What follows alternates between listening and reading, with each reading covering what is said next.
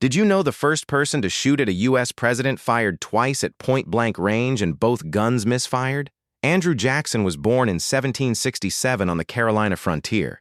His family was poor. His father died before he was born, and the Revolutionary War killed his brothers and his mother. He had nothing. He built himself anyway. Jackson became a war hero, a lawyer, and a judge before winning the presidency in 1828. He was unlike any president before him. He fought the central bank, defied a Supreme Court ruling, and used presidential power in ways no one had dared. In 1835, a man walked up to Jackson with 2 loaded pistols and pulled both triggers. Both misfired. The odds of that happening were roughly 1 in 125,000. Jackson's response was to charge at the man with his cane. That moment tells you everything. This was a man who had survived duels, wars, and poverty. He did not back down from anything. Jackson remains one of the most combative and polarizing figures in American history.